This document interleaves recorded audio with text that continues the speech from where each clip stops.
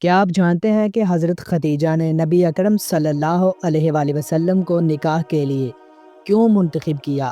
جاننے کے لیے مکمل واقعہ سنیں۔ حضرت خدیجہ کا شمار مکہ کی معزز شریف اور مالدار خواتین میں ہوتا تھا۔ آپ کو طاہرہ کہا جاتا تھا کیونکہ آپ کی پاک دامنی اور شرافت مکہ میں مشہور تھی۔ آپ نہایت ذہین، بردبار اور معاملہ فہم تھی اور تجارت کے میدان میں بھی نمایاں مقام رکھتی تھی۔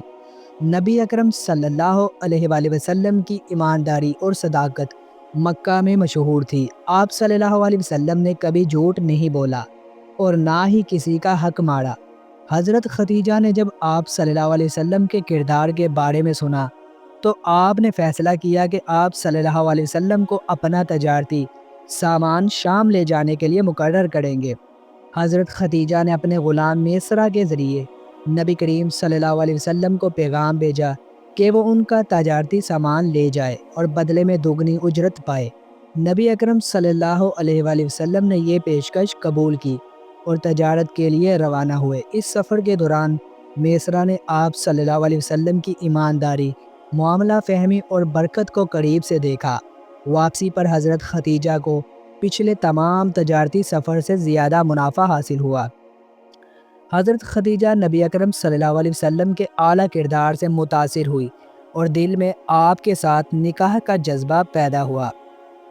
آپ نے اپنی دوست نفیسہ کے ذریعے نبی اکرم صلی اللہ علیہ وسلم کو نکاح کا پیغام بھجوایا۔ نفیسہ نے نبی کریم صلی اللہ علیہ وسلم سے بات کی اور آپ صلی اللہ علیہ وسلم نے اس نکاح پر رضامندی ظاہر کی۔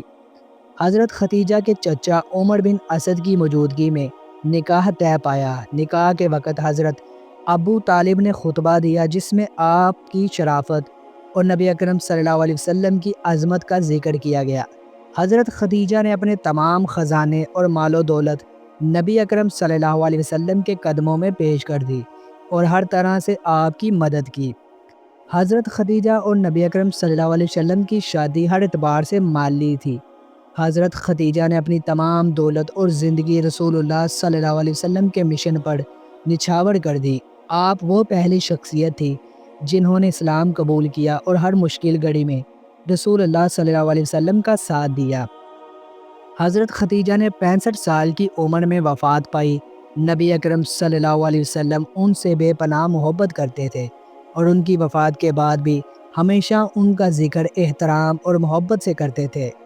حضرت خدیجہ کا نکاح اور ان کی زندگی ہمارے لیے صبر، قربانی اور وفاداری کی بہترین مثال ہے۔ دعا ہے کہ اللہ ہمیں بھی ان کے نقش قدم پر چلنے کی توفیق عطا فرمائے۔ آمین ثم آمین۔